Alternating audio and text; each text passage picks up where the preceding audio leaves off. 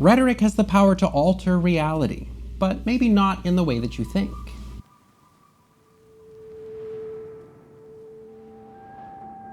When I was first learning about rhetoric, I came across a definition for rhetoric written by Lloyd Bitzer that felt wrong, maybe even impossible. Rhetoric, he wrote, is a mode of altering reality, not by the direct application of energy to objects, but by the creation of discourse, which changes reality through the mediation of thought and action. I'll be honest, it seemed pretty outlandish to say that rhetoric could change reality. I didn't for one second think, for example, that you could sit down with an electron and persuade it to be more positive, and of course no amount of words would persuade plants to give up their dependence on sunlight, cool off a hot day, or produce a cure for the common cold. I was convinced that language was interesting and useful, but saying that it could change reality felt like a step too far. And granted, Bitzer did say that rhetoric doesn't actually apply energy to objects, but the rest of his definition didn't quite make sense to me either way. Later, I ran into Richard Lanham's book, The Motives of Eloquence, and the first part of his introductory chapter helped me to understand that Bitzer and I were really thinking of different kinds of reality. So on today's show, I want to share some of what Lanham has to say about the rhetorical view of reality, partially because it helps us to understand why rhetoric is useful, but also because it shows us that rhetoric probably doesn't deserve the bad reputation that uptight people have given it over the centuries. Lanham begins by describing the particular view of reality that prevails in most circles today, and he does it by imagining a new subspecies of human which he calls Homo seriosus, or the serious human. Serious humans, as Lanham explains, see the natural world as entirely independent of them. They view reality as a set of natural facts that can be described by language. As he writes, man has invented language to communicate with his fellow man. He communicates facts and concepts about both nature and society. He can also communicate a third category of response, emotions. When he is communicating facts or concepts, the success with which they are communicated is measured by something we call clarity. When he is communicating feelings, success is measured by something we call sincerity, or faithfulness to the self who is doing the feeling. Serious people are interested in an objective kind of truth, and they expect language to stay out of the way of that truth. That is, information should be presented clearly, and emotion should be expressed sincerely, and that means that language needs to be tightly controlled so that it doesn't distort or obscure that clear view of objective reality. This is one reason why, for example, scientists have so many specialized words for things. Almost everyone knows that mitochondria are the powerhouses of the cell, but why are they called mitochondria and not powerhouses? Well, that's because the word mitochondria only means one thing, and the word powerhouse can mean many things. If you believe that reality is summed up in the physical facts of the natural world, and that language is only good when it's transparently describing those facts, then you need a language that doesn't have ambiguity. Every word can only mean one thing, so that language doesn't obscure or distort our view of the facts.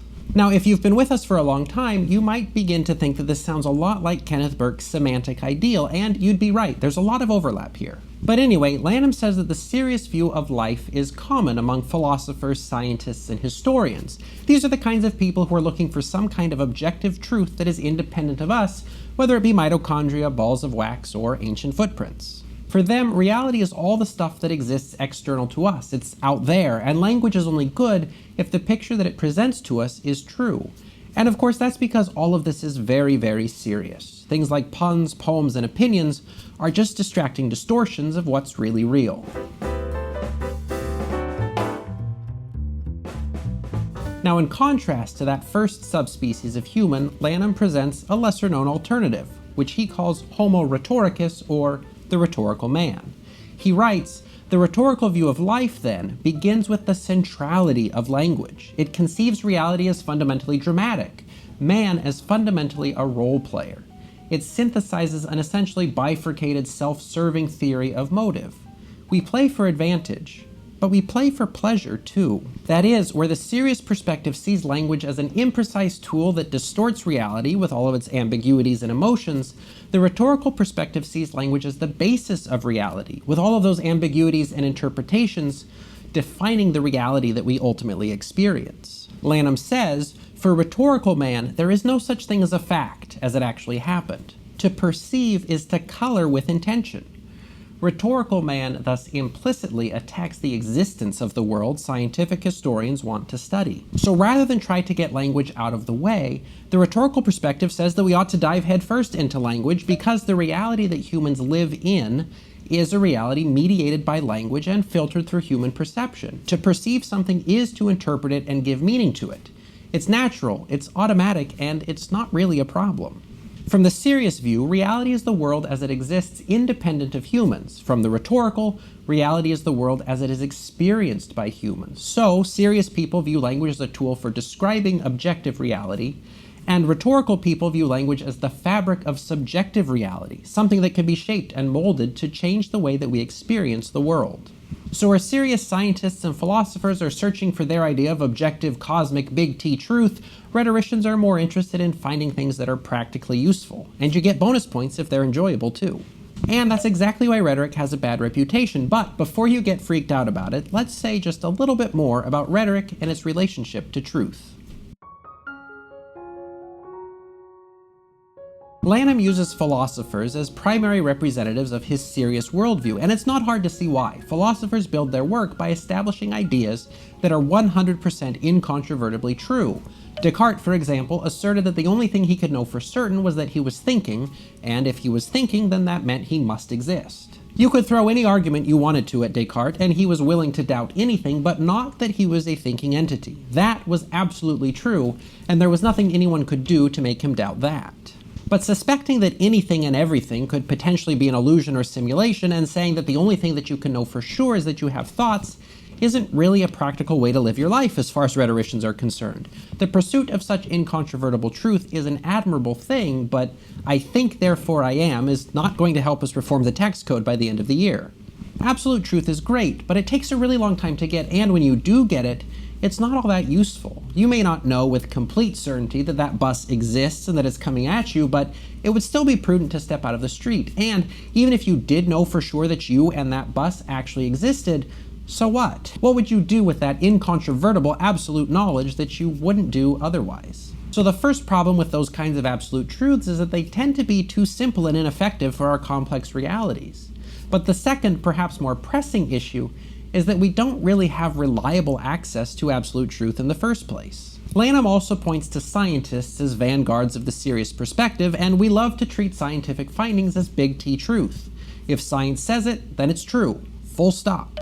But, and we've talked about this before, science doesn't actually make 100% incontrovertible claims. Even if your p-value is less than 0.001, and there's very strong evidence to support the claim that a scientist's findings are not due to random chance, there's still a tiny bit of room for doubt, and that is, after all, why replication studies should be worth doing. At the same time, though, a rhetorician isn't going to be bothered if something only has a 99.99% chance of being true. Those odds are plenty good enough to mobilize people to adopt a new power source or to vote in a particular way. Life keeps going, and highly likely does the same job as absolutely true in most cases. So if you're looking at things with a rhetorical mindset, you're not just disregarding truth and playing it fast and loose like those serious people like to think. Instead, you're recognizing that it's practically impossible to get absolute truth, and that you don't really need that level of certainty to get good things done. To be clear, the rhetorical view does not reject truth, and I'm not questioning the value of science or philosophy. But what I am saying is that while serious people are primarily interested in getting the facts right, rhetoricians are more interested in getting the interpretations and applications of the facts right. For a rhetorician, it's not just enough to know that something is true. It's important to understand how that fact can influence our lives and decisions. So when we say that rhetoric alters reality, we're not talking about the serious, indifferent reality of the physical universe. We're talking about the experienced reality that we live in. And as nice as it would be to have absolute truth and complete certainty about everything, the pressures of life hardly ever give us that luxury. So we have to do the best we can with what we've got and hope that by working together, we'll figure out solutions that are good enough. So rhetoric does alter reality, but it's not the kind of reality that we're used to thinking of. Instead, it alters the way that we experience reality, and it does it by acknowledging and working with our limitations, desires, and needs. Rhetoric's first job is to solve human problems, and it does it by accounting for human nature. Of course, thinking rhetorically is not a license just to make up garbage so long as it's persuasive.